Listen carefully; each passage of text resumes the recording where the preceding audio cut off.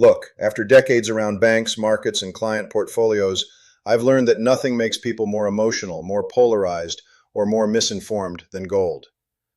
People hear phrases like currency debasement, inflation hedge, safe haven, portfolio insurance, and they rush into gold without understanding what it actually is, what drives it, when it helps, when it doesn't, and what they're giving up by holding it. And the result is predictable: bad timing, unrealistic expectations, disappointment, and missed opportunities in assets that compound wealth far more reliably. So before you make any decision about gold, whether that means buying physical, buying an ETF, buying miners, or going heavy because you're scared, I want you to understand a few hard truths. Not anti-gold propaganda, not precious metals marketing, just clear analysis based on how portfolios actually behave over time. And yes, this may save you from an expensive mistake. Quick disclaimer: this is general education, not personal financial advice. Your best allocation depends on your goals, risk tolerance, taxes, time horizon, and overall balance sheet. If you're making large decisions, talk to a qualified professional. Now, here's the first hard truth: gold is not the inflation hedge most people think it is. This is the biggest myth in the entire gold world. People point to the 1970s and say, gold went from $35 to $800, therefore gold always protects you from inflation. But a single decade doesn't define an asset. If you zoom out, the relationship between gold and inflation is inconsistent. Sometimes gold rises during inflation. Sometimes it doesn't. Sometimes it rises during low inflation. Sometimes it falls while prices keep going up. For example, after the 1980 peak, gold spent a long stretch performing poorly in nominal terms, while consumer prices continued rising over the years. If you bought gold at the wrong moment as a guaranteed inflation hedge, you could wait many, many years just to break even, while other assets compounded. Then look at the 2000s. Gold rose dramatically into 2011, even though inflation in many of those years was not extreme by historical standards. That tells you something important. Gold can rally hard for reasons that are not inflation. Monetary policy expectations, real interest rates, currency confidence, liquidity cycles, and risk sentiment often matter more. Then look at 2021-2022 in the US, when inflation spiked to the highest levels in decades. Gold's performance during that period wasn't the clean, straight-line hedge many people expected. Meanwhile, other assets often cited as inflation hedges, tips, certain commodity exposures, parts of real estate, behaved in ways that were more directly tied to inflation. So the reality is simple. Gold is influenced by inflation, but it is not mechanically tied to inflation. Gold is influenced by many forces: real interest rates, nominal rates minus inflation, dollar strength, weakness, liquidity conditions, crisis psychology, central bank policy credibility, speculative positioning, and market structure. Those forces can easily overwhelm inflation as a driver. If your reason for buying gold is "I want inflation protection," you need to understand that there are tools designed specifically for that job, tools that often do it more directly. Which leads to the second hard truth. Gold produces no income, no dividends, no interest, no rent, and that creates a brutal opportunity cost over long time periods. This is where most retail investors get trapped. They stare at the gold chart. They think in terms of price only. But investing is not only about what goes up, it's about what compounds.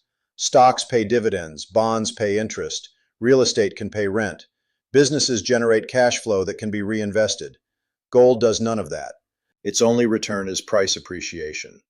And that appreciation has to be large enough to compensate you for what you didn't earn elsewhere. Here's a simple example. If you compare $100,000 in gold to $100,000 in a dividend-focused equity portfolio yielding 3%, over 20 years, the dividend income alone could approach $80,000, even before considering dividend growth or price appreciation. Gold has to outperform purely on price just to catch up to the income you would have generated elsewhere. Over decades, compounding is not a small advantage. It is the advantage. That doesn't mean gold has no place. It means large allocations are expensive. Because every dollar you place into a non-productive asset is a dollar not compounding through cash flow. Third hard truth. Gold has costs and tax friction that most people ignore, and those frictions matter. If you hold physical gold, you are likely paying for storage, insurance, sometimes verification and transaction spreads. Those costs can be small annually, but over time they compound against you. If you hold a gold ETF, you avoid storage, but you pay management fees, often a fraction of a percent annually. Again, tiny on paper, meaningful over years. Then there's taxes. In the United States, many gold investments held longer than 1 year can be taxed as collectibles at rates up to 28%, which is often higher than long-term capital gains rates on stocks. So even if gold goes up, your after-tax return can be weaker than you expected relative to other assets. The combination of no income, ongoing costs, and less favorable tax treatment creates a real headwind. Gold must work harder to produce the same net outcome. Fourth hard truth. There are often better ways to get the benefits people want from gold. Most people say they buy gold for one of four reasons. 1. Inflation protection. 2. Diversification. 3. Crisis insurance. 4. Currency debasement, monetary risk. Gold can contribute to some of those goals, especially diversification and tail risk insurance, but it's rarely the cleanest tool for each goal.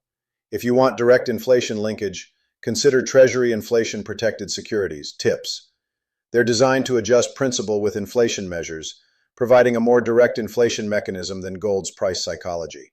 If you want real asset exposure that can adjust with inflation while paying income, REITs can be a candidate, with their own risks and volatility. Rents and property values can reprice over time. You also get a cash flow component. If you want commodity exposure as an inflation tool, a diversified commodity basket can sometimes do the job more reliably than concentrating in one metal. Energy, agriculture, industrial metals, different drivers, different cycles. If you want currency diversification, international equities and international assets can offer exposure to different monetary regimes. During periods where the dollar weakens, often supportive for gold, international assets can benefit too, while still giving you productive ownership of businesses. The smartest approach is usually not gold or nothing. It's a layered approach. Modest gold plus other inflation/currency tools, so no single bet has to carry your entire portfolio. Fifth hard truth. If you decide to own gold, the way you own it matters more than most people realize. Different vehicles create different outcomes. Physical gold. Pros. Direct ownership, no counterparty in the same way as paper products. Cons. Storage insurance, spreads, liquidity friction, verification concerns. Gold ETFs. Pros. Liquidity, simplicity, low friction, easy rebalancing. Cons. Management fees, structure/custody considerations. Gold mining stocks. Pros.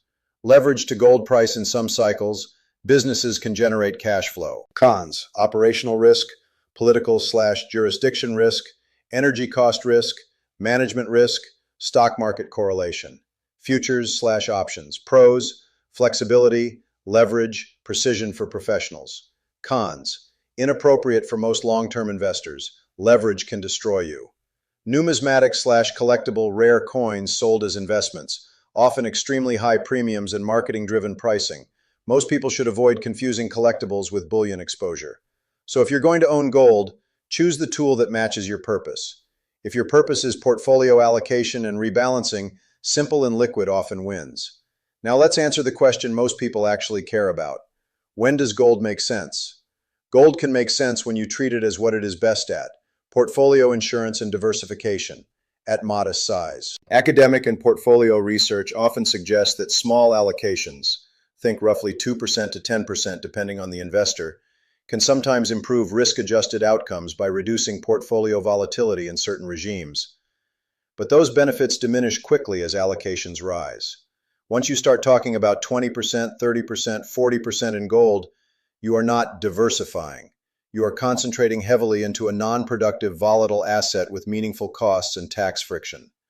Gold can also make sense when you're explicitly insuring against tail risks: severe currency credibility events, systemic financial stress, extreme geopolitical disruptions, policy errors that push real rates deeply negative. But insurance is not a free lunch.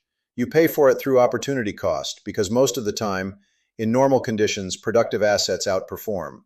So the question becomes, how much insurance do you want, and what price are you willing to pay for it? Now let's cover the mistakes that cause the most damage. Mistake number 1, treating gold like a growth engine. Gold is not a business. It doesn't innovate. It doesn't create cash flow. It can protect purchasing power over long horizons, but it is not the most reliable wealth builder compared to productive assets. Mistake number 2, over-allocating based on fear. People buy the most gold when the headlines are the scariest, often after gold has already risen. That's how you buy high and then spend years disappointed. Mistake number 3, ignoring the role of real interest rates. Gold tends to behave very differently when real rates are rising versus falling. People obsess over inflation but forget that gold is heavily influenced by the return on safe assets after inflation. Mistake number 4, not rebalancing. If you hold gold as a small allocation, you should treat it like an allocation.